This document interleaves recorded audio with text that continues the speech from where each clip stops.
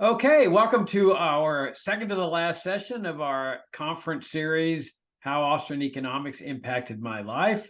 I'm Jacob Hornberger, president of the Future of Freedom Foundation, the sponsor of this conference. For those of you that don't know about FFF, we're a nonprofit educational foundation founded in 1989. And for the last 34 years, we've advanced liberty and the libertarian philosophy by presenting an principled, uncompromising case for the libertarian philosophy. And of course, the centerpiece of economics and libertarianism is Austrian economics. And so we have this series, and we're just really honored to have Joe Salerno here. Now, y'all know that I've been promoting Joe during the last week as one of the real stars of the libertarian movement. And when I read you his bio, you're going to see that I wasn't just blowing smoke here or exaggerating. Joe received his PhD in economics from Rutgers University. He is professor emeritus of economics at the Lubin School of Business at Pace University in New York. He is the editor of the Quarterly Journal of Austrian Economics and the academic vice president of the Ludwig von Mises Institute, where he also serves on the board of directors. He has held the inaugural Peterson Luddy Chair in Austrian Economics at the Mises Institute and the inaugural John V. Denson II Endowed Professorship in the Economics Department at Auburn. He's a research associate of the Foundations of the Market Economy and the Economics Department at New York University and is on the board of editors of 5 academic journals. He has published over 70 articles and essays in refereed journals and scholarly books.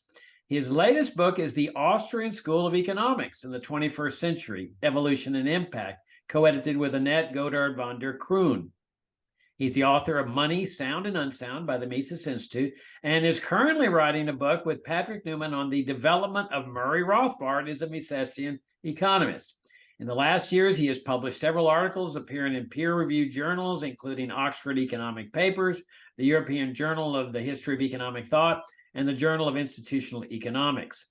He has testified before Congress several times and published numerous op-eds online at Mises.org, Forbes.com, Christian Science Monitor, Wall Street Oasis, Economic Policy Journal, and others. Salerno lectures frequently throughout the United States and internationally, and more than 50 of his lectures are available online. He has been interviewed on broadcast and online radio and TV shows, including Bloomberg Radio, C-SPAN, Fox News, Fox Business Network, New York Law Line, and RT Television. You can catch his blog at Mises.org blog. Joe, I just can't tell you what an honor and a pleasure it is to have you join us. Thank you for taking the time, and take it away. The pleasure is mine. I came to Okay, Joe, I can't hear you all of a sudden. I do. I can hear you fine, Joe. Bart may need your help here. No, I can hear Joe just fine. I can't hear you, Joe. Talk, Joe.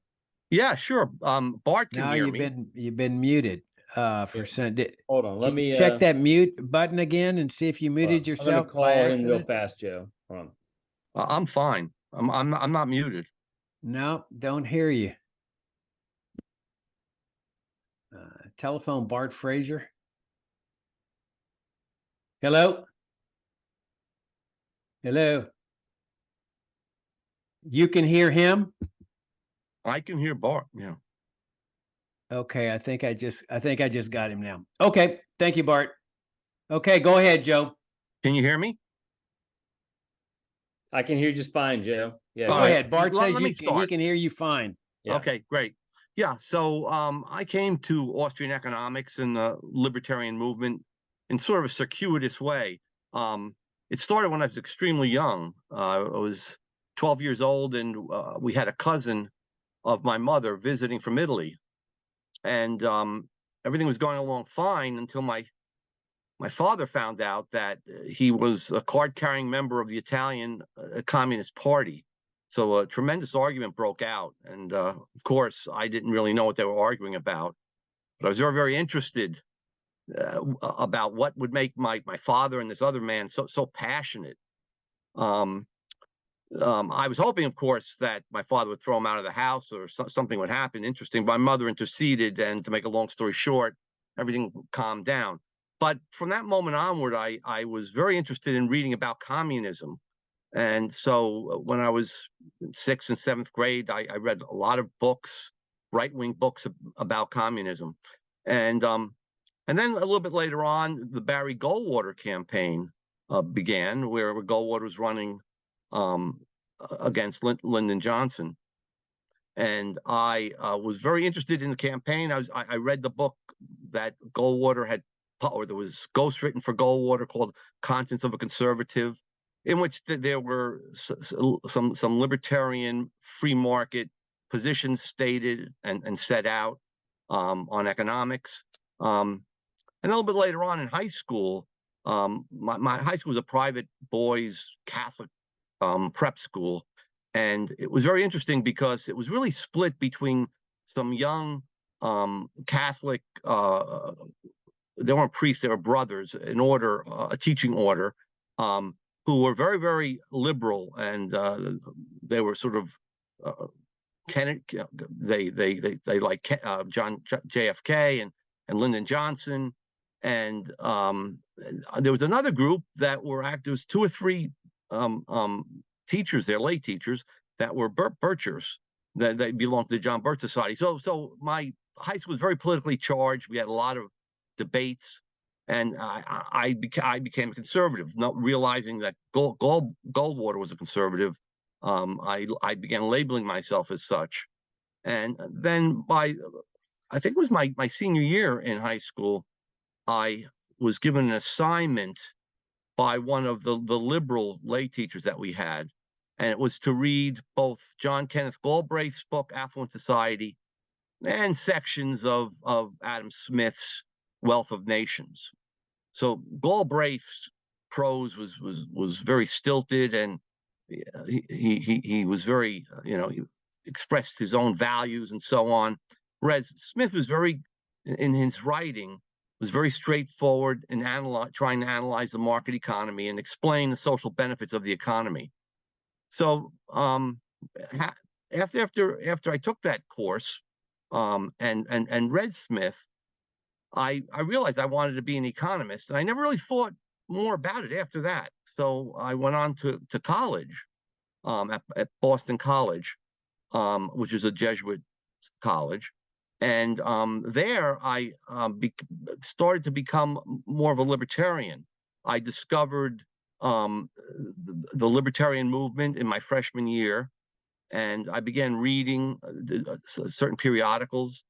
But the bombshell really hit when in my sophomore year, there was an article in, of all places, New York Times Magazine. And in that article, which was called "The New Right Credo, Libertarianism," they mentioned a number of libertarians, including Murray Rothbard, who they said was the dean of the Austrian School of Economics. Now, I was an economics major, and I had taken a number of economics courses by that time, including principles of economics and intermediate macro and micro, but I had never heard of the Austrian school.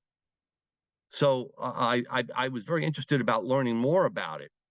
And I also happened to have that semester a course in the history of economic thought, and the professor there introduced us to the old Austrian school of Karl Menger, Eugen von Bombawerk, and Wieser. Anyway, he pointed out that it was a unique event in intellectual history. You had 3 individuals working on a common approach to economic problems. So that whetted my interest even further. And so when I mentioned this to someone in the Young Americans for Freedom, which was a conservative group that had just started that year, but also included some libertarians or libertarian-leaning people like myself, he said, he says, let me give you this little pamphlet. And so it was a little pamphlet by Murray Rothbard, and it was called "Economic Depressions, Cause and Cure."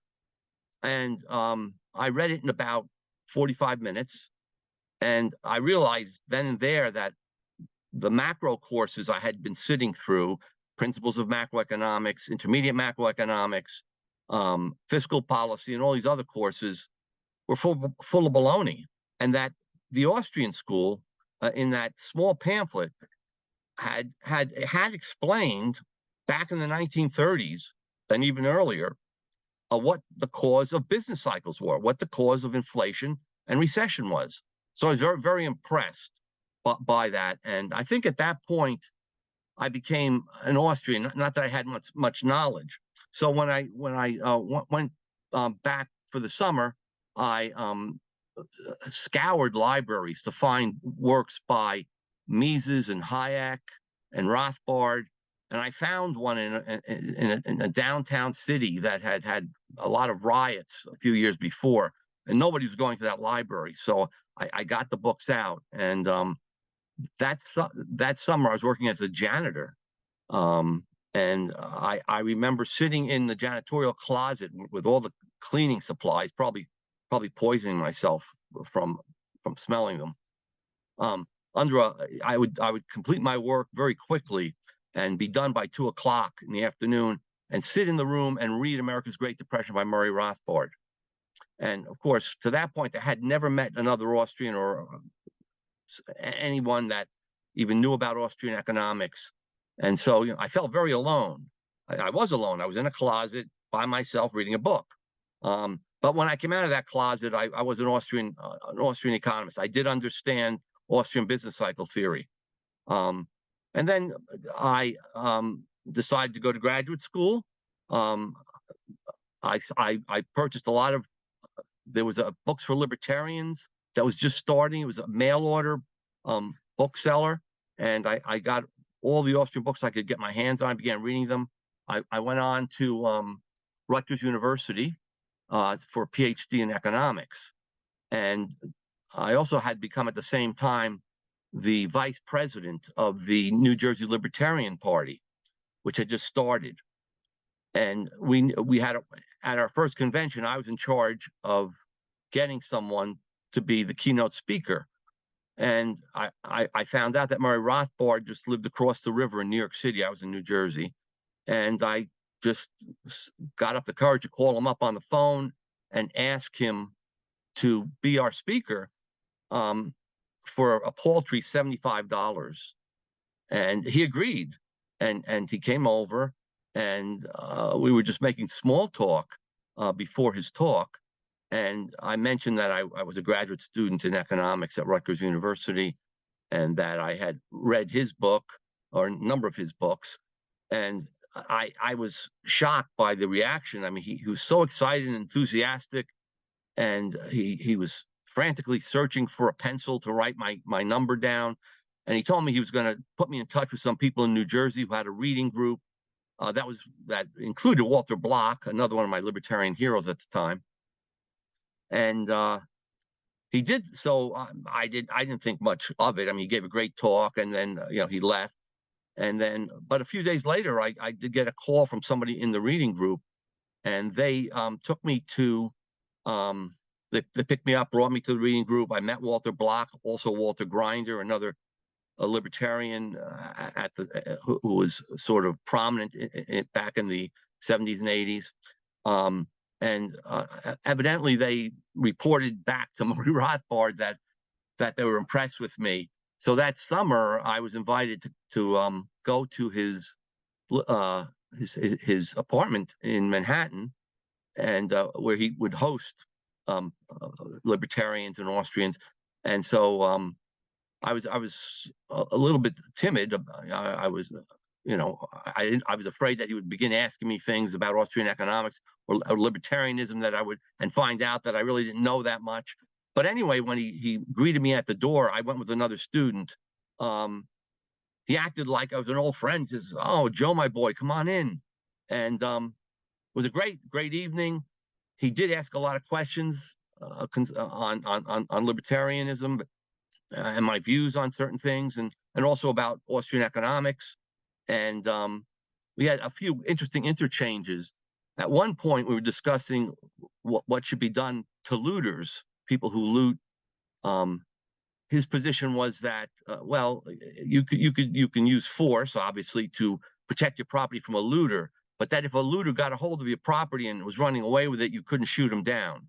You could use deadly force in protecting a property, but you couldn't if he ran away. So I kind of sheepishly objected. I said, well, certainly if you can shoot him in protecting your property, you can shoot him in recovering it. I don't see why you have to call the police in that case.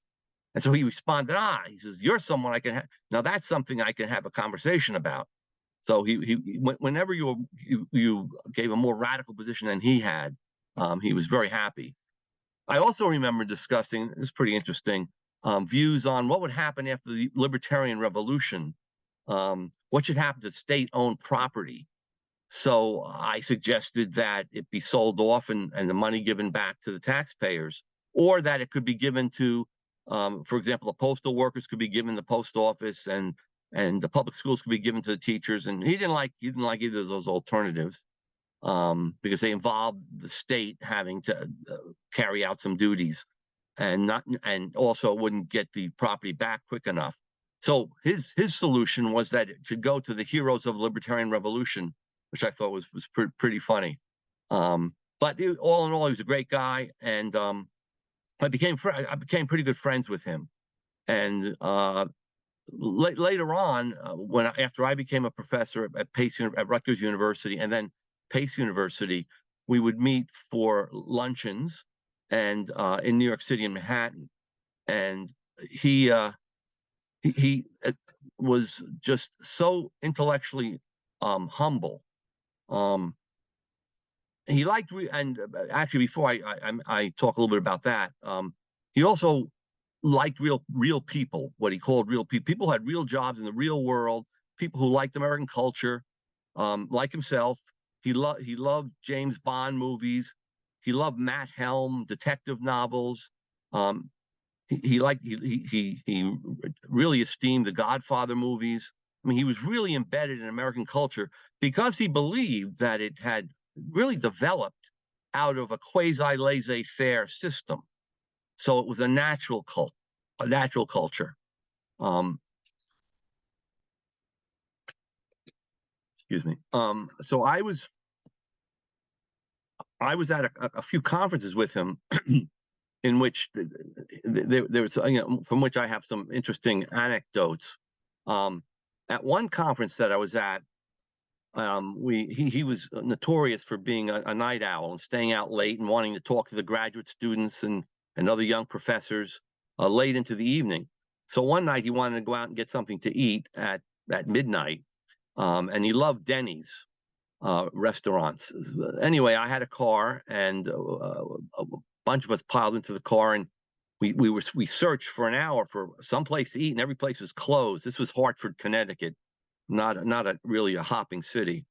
And so he was complaining the whole way. He says, "Don't these people know that that the Industrial Revolution occurred 200 years ago? We have electric lights now. Why can't you serve consumers at night?" So he was quite distressed. But I found an open pizza place in driving around, and he declared me a hero of the Libertarian Revolution for finding a place to eat.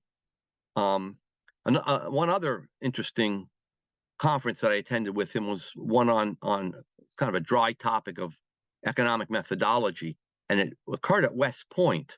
So we were on the West Point campus. It was very drab and stodgy, and we were in the West Point Hotel, which is the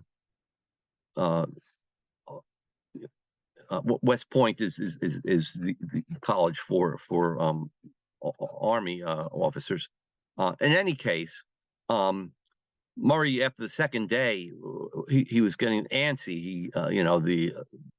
As I said, it was kind of a dry subject, and he wanted to get out among the real people. He kept telling a few of us, let's break out tonight and go over the wall and go see some music and dancing and real people. So I asked the concierge at the hotel about any places that he might know where we could have some fun, some drinks, some music and stuff. And he pointed us to a place that was 15 miles away. And to get there, we had to go along some mountainous roads up to Newburgh, New York. And as we did so, a fog, a very, very thick fog descended. We couldn't see more than I don't know, 20 or 30 yards ahead. So we were debating. There was about 5 or 6 of us in the car, including Murray. We were debating whether we should turn around and go back. And every time that came up, Murray would say, "Push forward, troops, push forward."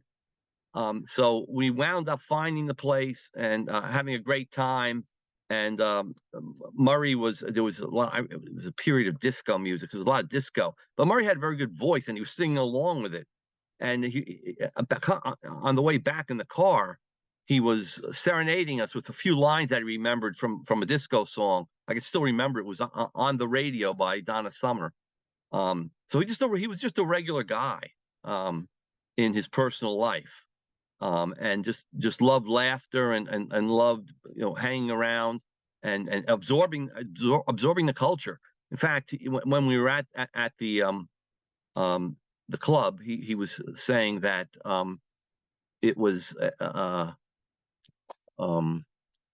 he was a sociological observer, is how he put it. That he was just taking everything in.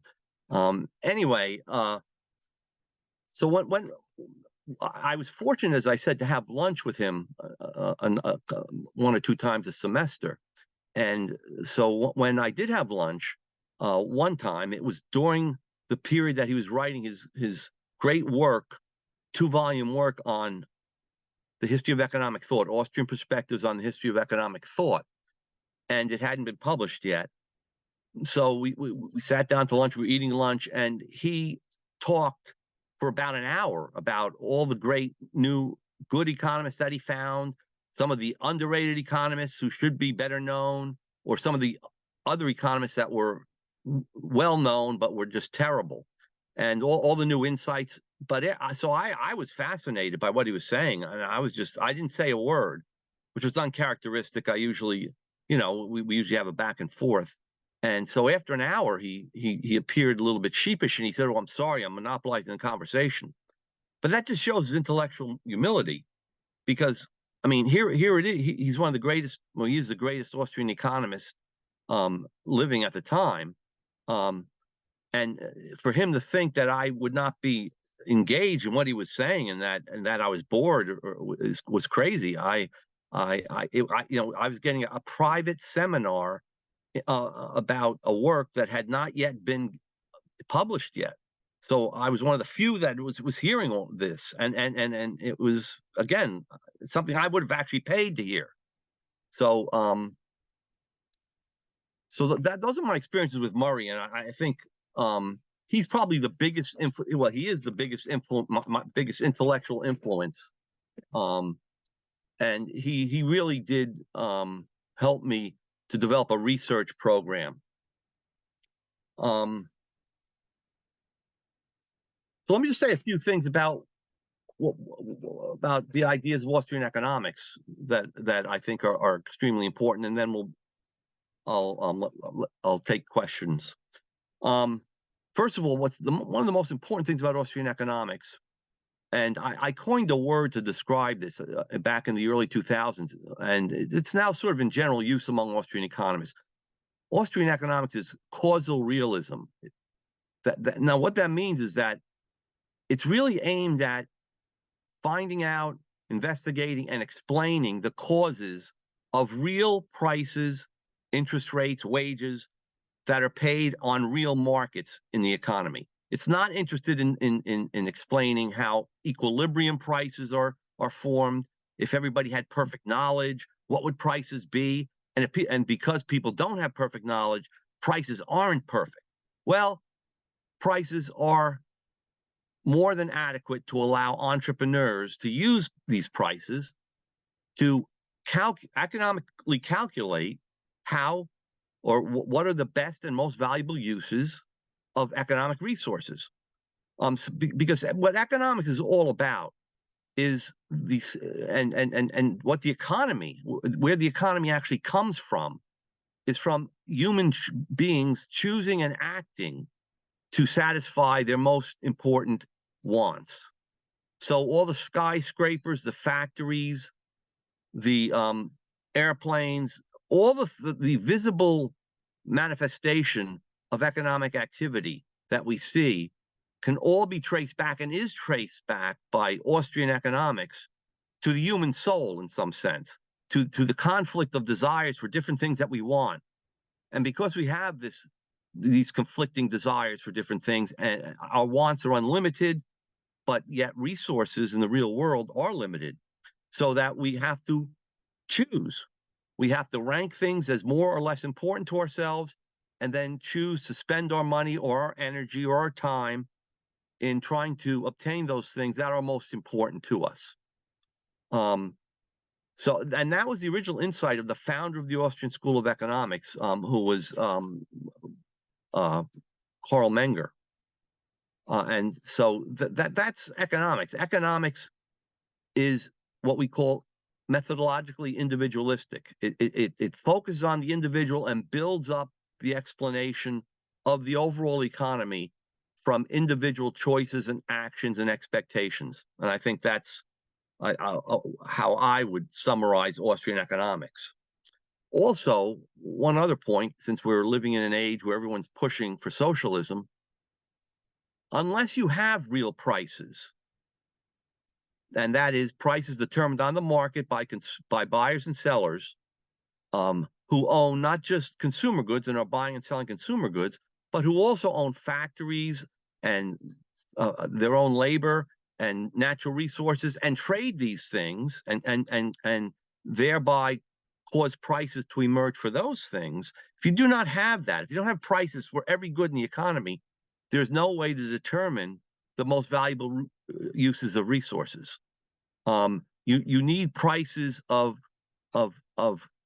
all capital goods, all factories, and so on, in order to calculate your costs. And this is why, by the way, you can never have a real socialist economy, because since the state owns all resources, productive resources, by definition, it cannot determine what its costs are. So socialist production will always be chaotic, and that's another important insight that arises, or that came from the Austrian school, in particular Mises. This was Ludwig von Mises' argument in an article published in 1919, which is one of the most 1920, excuse me, one of the most important articles ever written, economic calculation in the socialist commonwealth, and I recommend that to everyone. And lastly, before I stop, I just want to mention that today there are really two lines of thought within Austrian economics. One stems, both stem from Karl Menger, but one goes from Menger to Eugen von Bauwerk. Menger was von Bauwerk's teacher. Von Bauwerk was von Mises's teacher. And von Mises, of course, was Murray Rothbard's teacher. So that line of thought goes from Menger to von Bauwerk to Mises, through Rothbard, to my generation, who are older generation now. And now there are two more generations of students that have come through Mises Institute programs. And these two new generations are already professors. Many of them are professors. So we have people as young as 28, 29 now who have gone through Mises Institute programs that are professors, and are now starting to send their students to our programs. The other, I should mention the other line of thought, went through von Bauwerk's brother-in-law, Friedrich von Wieser, who taught Schumpeter and another economist named Meyer. They aren't as important, but then Wieser also taught the generation after Mises, Hayek and Machlup. And though Hayek was also influenced by Mises and is part of both strands of thought. And Israel Kirzner is also a student or a protege of Hayek's, who is part of, and of Mises, because he was Mises' graduate assistant. So I think I'll end there, and I'll be happy to take any questions that you may have.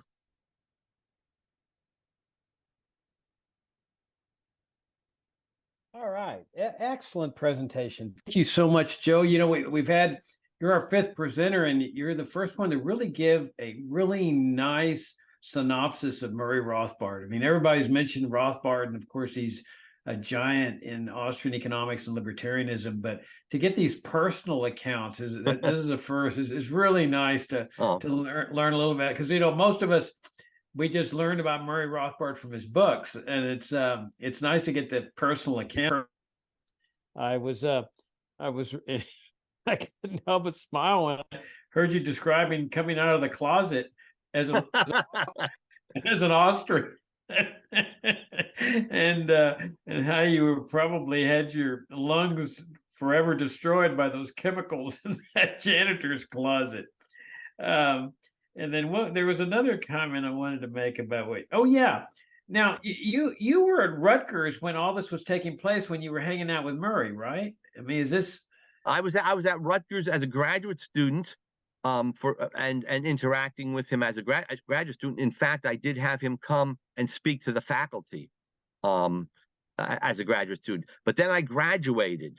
I got my PhD from, and then I went on to teach at another Rutgers campus in New Jersey, and so I didn't see him quite as much. And then I went to Pace University, which is a university in New York City, not too far from where he taught in Brooklyn. And I saw him more frequently then. And of course, I saw him at a lot of conferences, and at the Mises Institute. Okay, what I'm curious about is at Rutgers, where you in your graduate program, were there Austrians there that you were working under, and did you do your doctorate in Austrian economics? And did Murray have any influence on your doctorate there? And can you tell us a little bit about that? Yeah, I sure will. So the Rutgers University economics department was very, very eclectic. So we had monetarists, we had Keynesians, we had post-Keynesians who are very, very radical. They're Marxists. We had supply-siders, and we had Marxists. So it was I learned a lot at Rutgers University, but I didn't learn any Austrian economics. I did all my learning in Austrian economics from conferences that I was going to, and from reading. But fortunately, one of my professors, who was a Keynesian, liked me, thought I was very interested in what I had to say about Austrian economics, so he disagreed. But he allowed me to do my dissertation on the balance of payments. So my dissertation was on the classical school, which such as Ricardo and so on, and their balance of payments theory was what influenced Mises. So I was able to get Austrian economics into my dissertation sort of through the classical school. So it basically was on monetary theory and how it affects balance of payments. And that and I sent the chapters to Murray, who liked them quite a bit, and used some of my work in his book later on in his book on history of economic thought. So you'll see references to my dissertation in there. Okay, great. And of course, when you say Ricardo, you're referring to the classical economist David Ricardo. Yes, I am. Okay, let's go to the audience here. There's a number of questions. This one's from Bonita, and she says, considering everything that's already happened with the NATO summit, the BRICS country summit, and especially the OPEC meetings, what do you yourself predict for the foreseeable future for U.S. taxpayers and consumers going into 2024 and beyond? Well, I could be like Clubber Lang and say pain in the from the Rocky movies. I don't see the Fed stopping its increase in the money supply. This is the root of all problems. And the fact that foreign governments are willing to accumulate dollars, though less and less so, they're becoming less confident in the dollar.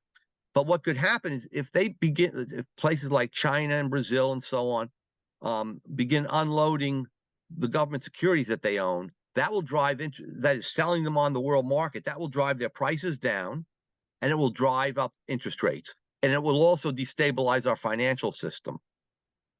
I still don't think that the currency that's being discussed by the BRICS countries will replace the dollar. I think if inflation gets worse, foreign countries are individually going to begin to diminish their holdings of U.S. dollar assets. Okay. This is from an anonymous attendee. Why is methodological individualism important? Why do conservatives critique this framework? Well, I don't know if conservatives critique it. Oh, they may, but let me just answer the first part first. Methodological individualism is not political individualism. It's just a method of doing economics. That is, in order to explain the whole, in order to explain the overall operation of the economy, it's necessary to explain its causes. And that's why Austrian economics is causal realist economics. And the causes lie in human choices. And only individual human minds can make choices, undertake actions, have expectations about the future, and act on those expectations. So now, conservatives may critique it because, and I'm not sure what the person is referring to, but because they may think that, well, there is a sense in which a society or a community exists and can choose. I don't agree with that. A community is made up of like-minded people, certainly people who adopt the same values, but they all have to make the choice to adopt and act on those values. So the community itself or the United States itself does not act. Okay, certain members who are leaders of the community or leaders of the United States or rulers, they act, and they act on their own values. Now, some of those values may reflect those of the American people. Okay. Hargender asks, do you think China is more free market than the United States? It may have been tending in that direction a few years ago, but lately, no, it is not. I mean, the U.S. is becoming less and less free market, certainly, but I don't think it's reached a point where China is more free market oriented than the U.S. Yeah, an interesting aspect of that is you'll recall, I don't know what, 10 or 15 years ago when there was all this free market intellectual activity going on in China. Cato was having seminars over there and things. Right. What do you think happened there? That seems to have all just gone away. Yeah, I think there's new leadership with the Communist Party, and they decided to crack down. Now, for what reasons, I'm not sure, but they certainly rulers of a country like China, a one-party country, they're paranoid, and if they see their control slipping in the least, they can swing the pendulum back away from moving towards the market. Okay. This from Richard. Do you have any advice on how to communicate Austrian critiques of Marxian theory to undergraduates who are not well versed in these topics? Are there any classic, strong examples or recent examples? Well, there's a very good. It's longer than an article. I would say it's a booklet, small booklet by Bombaverk on Marxist economics, but that might be a little bit above their level. Mises has written in Planning for Freedom. It's a book of essays called Planning for Freedom. There are some articles on Marxism in that book. I would suggest that the person go online and go to the Mises Institute. There's so many resources, and just type in Marxism, and they'll come up with a lot of shorter articles that are aimed at a popular level. Okay, and just in case there are people that later see this video that don't know anything about Austrian economics, it's Mises, MISES.org for the Mises Institute. Okay, this from Scott.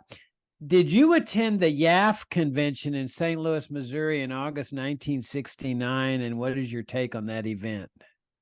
I did not attend it, but the fallout from it, I did come in contact with when I joined the Young Americans for Freedom when I was in college a few years later.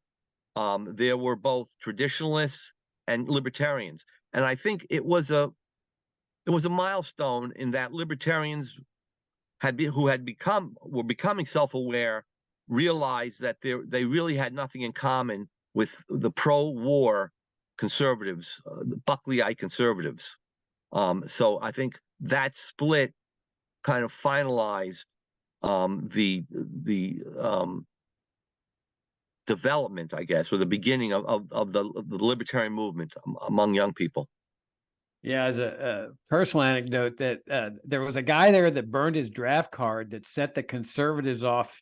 And, Yes, and that was when the big walkout took place. Yeah, Well, some years ago, I was at a convention and I started talking to this guy about that event, and he says, "I'm the guy who burned the draft card." Really? Yeah. Wow. I don't remember what his name was. It's pretty funny. All right. Okay, here's one you'll enjoy. And I'm not sure I agree with this. And now I'm not sure. I guess he says, this is from Hargender again. Hi, Joe. Mises believes in a small night watchman state. I assume he means Ludwig von Mises. Yes. Yet Rothbard believes in no state. Do you know any institute that's core principle is no state? May I suggest a Rothbard Institute? Thanks. Well, I mean, the Mises Institute is although we welcome what are called minarchists, people who believe in a very, very small state. I think most of the people associated with the Mises Institute are anarcho-capitalists. That we don't take an official position on that, but I think everybody from Lou Rockwell on down, through almost all our scholars, are anarcho-capitalists. I agree with you. I think Yeah. Mises is predominantly anarcho-capitalist and has Yeah. been for a long time. All right, let me see. Okay, here's a controversial one. Does the Mises Institute hold an open borders view? I hope so. Thanks. If not, why not? I don't think the Mises Institute takes a position on that, or I know it doesn't. Walter Block, for example, who's a prominent scholar associated with the Mises Institute, is totally open borders. Other people, such as Hans Hoppe, believes that open borders are suicidal. And though he's not against immigration, he would have an immigration policy, I guess, whereby citizens would sponsor people to come, and they would have prearranged jobs and so on. So we're not totally closed borders. Nobody can come in. We range from controlled immigration to open borders. People like Walter Block. Right. Okay. My son is also listening.